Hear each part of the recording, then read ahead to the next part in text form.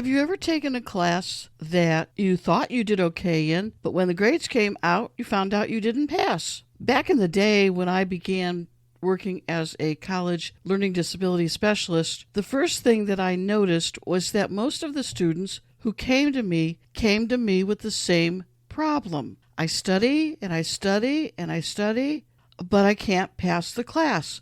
What can I do differently? How can I pass the class?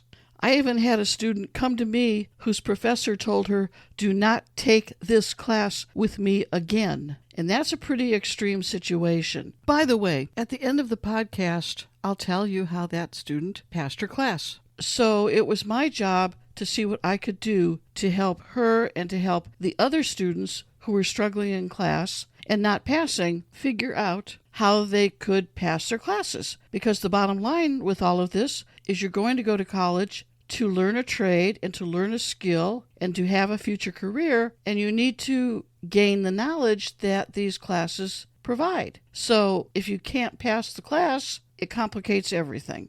So today we're going to examine what happens and what you should do next if you're not passing the class. Welcome to College Disabilities and Success, episode 25, Not Passing, Now What? By Mickey Hayes. The opinions in this podcast are my own, but please reach out to your college, physician, or legal services for any additional information.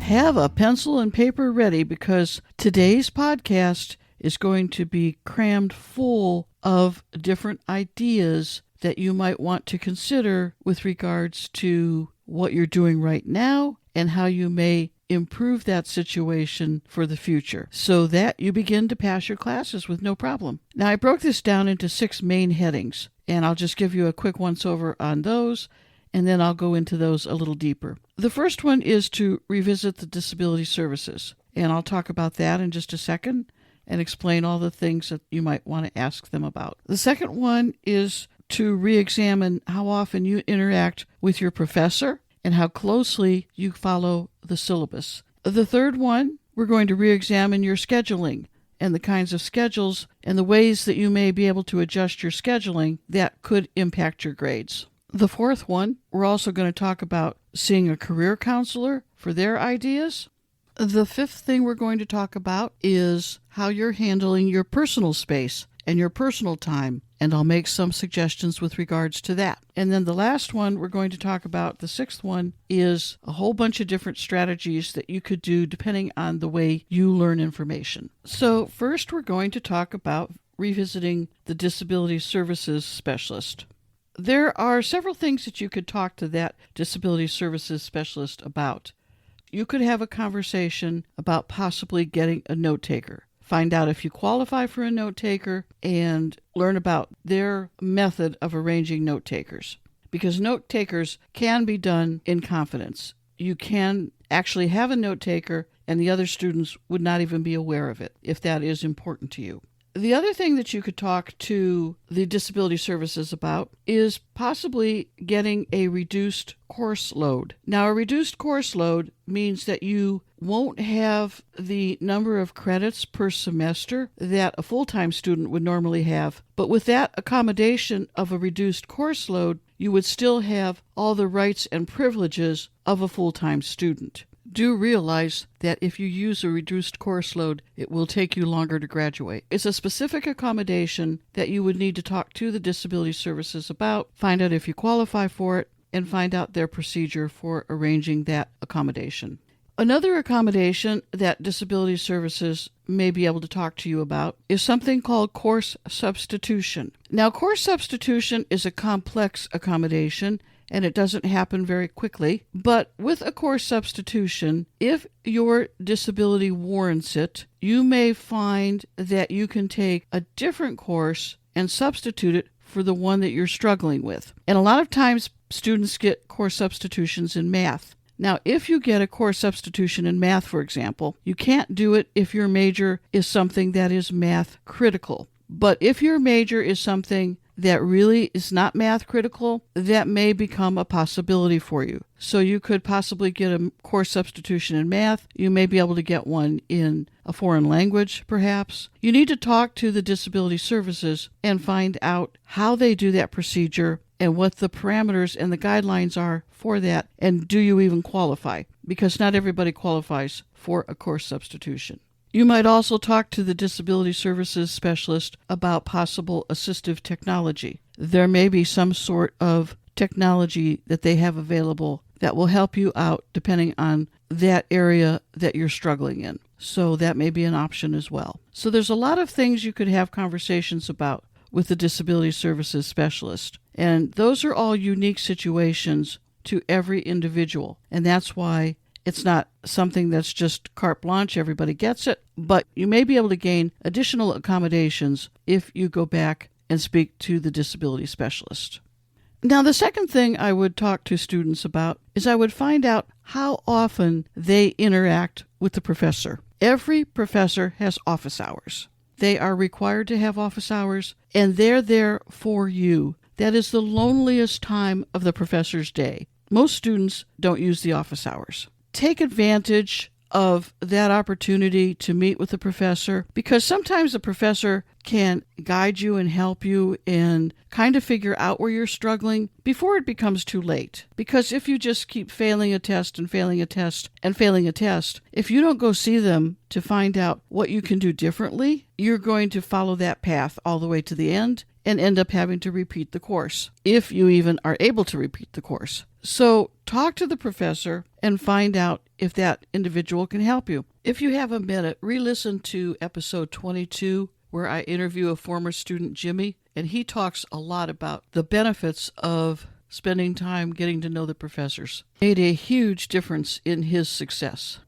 My other question with regards to talking to the professors is, how closely do you know that syllabus? If you never look at it and you have no clue as to how they are calculating your grade, then it shouldn't be a real surprise if you don't pass. Because if you have no idea what goes into calculating your grade, then how would you even know what you need to do or not do to be successful in that course? So look closely at the syllabus. My third suggestion to you would be to re-examine your scheduling. First of all, I do not recommend you take summer classes. Summer classes are very intense. They're usually a shortened semester. They're longer class sessions. The professors expect more in a shorter amount of time. And depending on the disability issues that you're dealing with, they can be extremely challenging. Register early for your semester, as soon as you can. And then choose wisely. If you don't function well in the morning, try to schedule afternoon classes. It makes no sense to have an 8 a.m. class if, because of your disability or any medications or anything that complicates that, for you to try and show up at 8 a.m. because you're not there 100% and you're not focused 100%. Now, if you wait to sign up for your schedule till the very end, you get slim pickings. But if you're early enough and register as soon as you can, then you can choose classes that fit to your needs. I suggest taking breaks in between your classes if it is all possible, because if you can take breaks, it helps you to regroup. It helps you to refocus. It helps you to go over what you just did before you get hit with another subject. So I think breaks help if you can get them. You might want to explore an online class versus an on-campus class. Are you struggling online? Should you be on campus? Are you struggling on campus? Should you be online? Should you take a hybrid version where part of the time you're online and part of the time you're on campus? These are all questions, and these are all options that many colleges offer you. The other question is, how often does your class meet a week? Are you meeting one time a week for a very intensive 4-hour class? Or are you meeting 2 or 3 days a week where you're getting the information in short bursts rather than one big, long, extensive burst? Usually, if you can stretch out your classes to 2 or 3 days a week, then they're a little bit easier to deal with if you're struggling in those classes. You may find out that if there's a particular class that you just can't get and you know you're going to have a problem with it, you may end up having to take it by itself. And that's one of those things that you have to decide for yourself. Or take it with a class that's a lighter weight class. Try not to schedule 1, 2, or 3 heavy classes in a row that have a ton of reading and writing and studying, because some classes are real intensive and some classes are a little bit lighter and they're more flexible. So look very closely at how you arrange those classes in your schedule. I have found, though, that students who just take anything wherever and don't give thought to how they're scheduling their classes, those are the students that have the most trouble because they haven't really thought about their personal situation and their personal needs with regards to their disability. My fourth suggestion is to revisit a career counselor and revisit your career plan, because you may need to explore a course plan that is a little bit different than the one you started out with. For example, if you want to be a nurse, that's all you've ever wanted to be in your entire life, but you just aren't getting there, you're not making it, talk to the career counselor and find out what other options are available to you where you can still be actively involved in hospital work and helping people that need your help in the hospital, but possibly a different career other than a registered nurse. In episode 20, I talked about career plans, and I mentioned ONET. You might want to revisit that episode because that is an extremely valuable resource. Look at the different options that ONET has, because ONET splits up its careers into levels of education. So the career that you can do after you start with an associate's degree is different than the career you can do once you get a bachelor's degree. There's a lot of different variations in a career plan, and ONET really spells those out very nicely. So talk to your career counselor and get their input. My next suggestion, my fifth suggestion, is to take a look at what you're doing on your personal time. Can you find yourself a mentor? Can you find somebody who knows that subject well and can tutor you? Can you join a support group? There are support groups online where other people may offer suggestions of things that they did to improve their ability to pass classes that you and I may not have thought of. So reach out to support groups that are in person or possibly online. Take a look at your calendar. How are you breaking up your studying time? Where are you dedicating your study time? So look at your personal space there. How much of your time is spent on the work stuff that we have to do every day? Maybe you have a job, maybe you have kids, you have other responsibilities throughout the day besides school. So during your free time, how do you budget your studying time? Because you may not be budgeting that correctly. So for that fifth example, take a look at your personal time and all of the ways that you can get support and help during those personal hours. And the last technique I'm going to talk about is how are you studying? Because how you are studying makes a huge difference in your output. So I suggest, first of all, that you revisit my podcasts, episode 7 to episode 12, because on those podcasts, I provided a lot of different suggestions and ideas about helping you to memorize things and remember things, learn from your mistakes, and some strategies that you could do that would help you. Now, in episode 9, I asked about the kind of a learner you are. Are you a visual learner? Are you an auditory learner? Or are you a tactile kinesthetic learner? So let's take a look at those. If you're a visual learner, you like things neat, organized, you like things clearly marked, you like diagrams and pictures, you like notes on the board, you like to create lists of things you can do, you close your eyes to try and recall what you saw on the board or in the book, you're detailed and you tend to notice when things change, and you prefer to be shown how to do something so that you can look and learn. So visual learners should do strategies that take in visual strengths. So you should be really focused on any materials that the teacher hands out. Diagrams, pictures, color coding is a big help. Notes on the board. Creating lists. I had one student walked into the office, asked me what he could do, and I started pulling out from my big bag of tricks. And I said, well, one of the things you could do is you could take a chapter from a book and start making a list of all the things you need to know. No answers, just a list. And then use it as a checkoff list so you can figure out what you already know and what you still need to learn. And he said, oh, that's great. I like that idea. Okay, thanks. Bye. And I said, but wait, I have more. He said, nope, I like this. This will do what I need. And that was that. So sometimes it's just a matter of finding the right strategy. So visual learners like to see things visually and clearly. Auditory learners like to have verbal directions. They like the lectures. They want it explained to them and explained clearly. They enjoy things like role-playing, acting, listening to things like podcasts. They remember what they said for a long time because they're auditory. They're speaking it, they're hearing it. One of the auditory activities that works very well is if you tape record yourself. But tape record the question and leave some dead space on the recorder. Let it run blank before you fill in the answer. And see if you can guess the answer when you review before you hear the correct answer right behind the question. That works really effectively if you like to study using auditory strategies. Auditory learners might move their lips or whisper under their breath, subvocalizing to themselves when they're taking a test. They prefer oral directions to a place.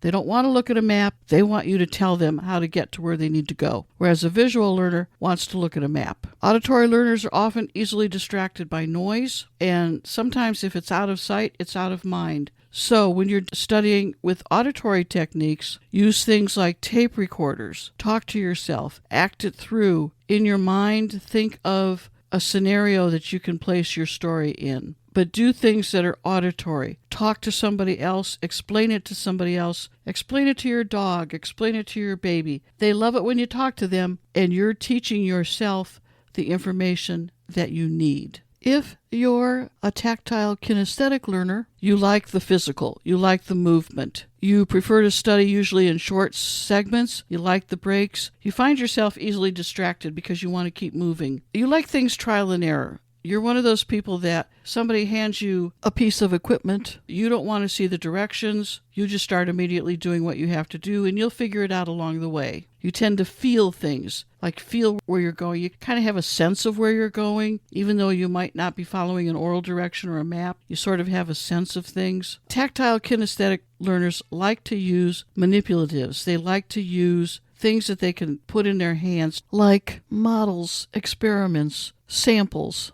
I had a student one time who baked bread every time she had to study for a test. The act of kneading the bread over and over and over again while she was studying whatever she needed to learn helped her to remember. So she made that connection between the tactile movement and learning the information. Anything where you're doing movement and you're connecting it to the information you need to learn. Tactile learners write things down. You like to write notes for everything because that helps you to remember. So you're the sticky note person. You've got those notes all over the place. Now, you have visual, auditory, and tactile kinesthetic. The ideal situation is a blending of all of those. So listen closely to what I just said, maybe re-listen to that portion of the podcast, and figure out the way that you learn the best. Because if you're looking at a textbook, clearly you have to read it.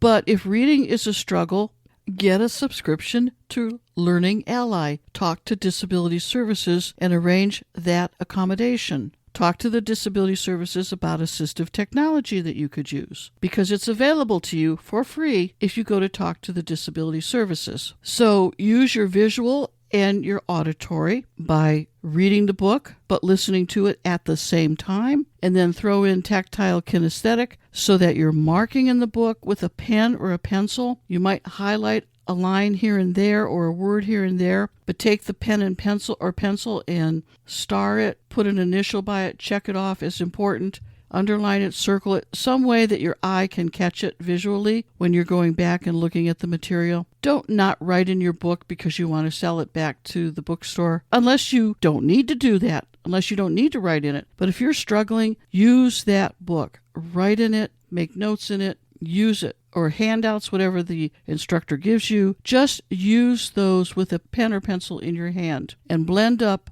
the auditory, the visual, and the tactile kinesthetic processes. I hope you found some value in the information today.